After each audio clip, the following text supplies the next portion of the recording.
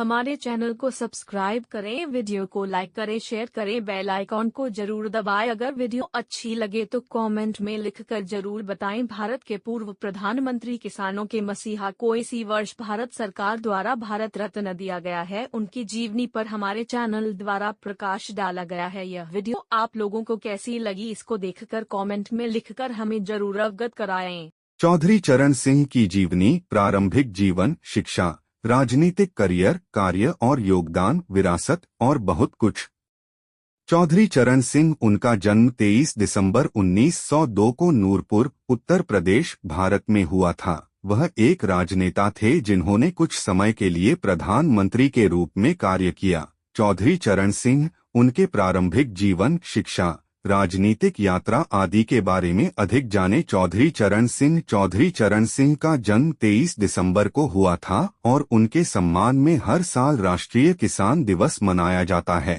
उनका जन्म उत्तर प्रदेश के नूरपुर में एक मध्यम वर्गीय किसान परिवार में हुआ था। 28 जुलाई 1979 से 14 जनवरी 1980 तक वह भारत के 5वें प्रधानमंत्री रहे। इतिहासकारों और आम जनता द्वारा उन्हें भारत के किसानों के चैंपियन के रूप में जाना जाता है। चौधरी चरण सिंह, प्रारंभिक जीवन और शिक्षा। उनके पिता मीर सिंह एक स्वयं खेती करने वाले किराएदार किसान थे और उनकी मां नेत्रा कौर थीं।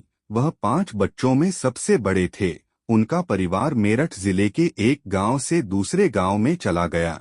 अपनी स्कूली शिक्षा जानी खुर्द गांव में की। उन्होंने 1919 में गवर्नमेंट हाई स्कूल से मैट्रिकुलेशन पूरा किया।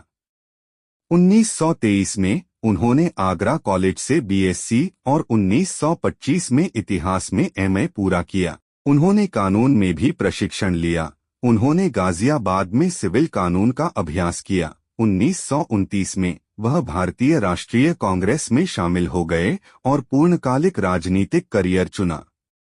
अपने पूरे जीवन में उन्होंने किसानों और उनके परिवारों के उत्थान के लिए काम किया। उनके साथ जुड़े मूल्य हैं कड़ी मेहनत, स्वतंत्रता और समझौता न करने वाली ईमानदारी। भारत की आज़ादी के लिए वह कई बार जेल गए। चौधरी चरण सिंह, राजनीतिक सफर और उनके प्रमुख कार्य। 1937 में वह पहली बार छपरौली से यूपी विधानसभा के लिए चुने गए। उन्होंने 1946, 1952, 1962 और 1967 में निर्वाचन क्षेत्र का प्रतिनिधित्व किया। 1946 में वे पंडित गोविंद बल्लभ पंत की सरकार में संसदीय सचिव बने। उन्होंने राजस्व, चिकित्सा और सार्वजनिक स्वास्थ्य, न्याय, सूचना आदि सहित कई विभागों में काम किया। जून 1951 में उन्हें राज्य में कैबिनेट मंत्री नियुक्त किया गया और न्याय और सूचना विभाग का प्रभार दिया गया। 1952 में उन्होंने डॉक्टर संपूर्णानंद के मंत्रिमंडल में राजस्व और कृषि मंत्री का पद संभाला। 1959 में उन्होंने इस्तीफा दे दिया और उस समय उनके पास राजस्व एवं परिवहन विभाग का कार्यभार था। 1960 में वे श्री सी.बी. गुप्ता के मंत्रालय में गृह एवं कृषि मंत्री भी रहे। 1962 से 1963 तक उन्होंने ने कृषि और वन मंत्री के रूप में कार्य किया। 1965 में उन्होंने कृषि विभाग छोड़ दिया और 1966 में स्थानीय स्वशासन विभाग का कार्यभार संभाला। कांग्रेस के विभाजन के बाद फरवरी 1970 में वह कांग्रेस पार्टी के समर्थन से दूसरी बार यूपी के मुख्यमंत्री बने। 2 अक्टूबर 1970 को राज्य में राष्ट्रपति शासन लागू कर दिया गया। उन्होंने उत्तर प्रदेश की सेवा की और एक कठोर कार्यपालक के रूप में ख्याति अर्जित की जो प्रशासन में अक्षमता, भाई भतीजावाद और भ्रष्टाचार को बर्दाश्त नहीं किया।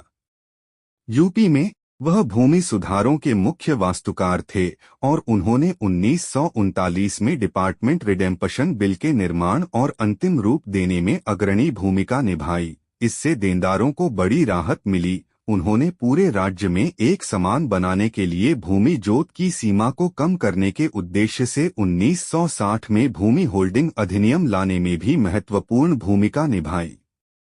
वह सामाजिक न्याय में दृढ़ विश्वास रखते थे और उन्होंने लाखों किसानों के बीच विश्वास हासिल किया और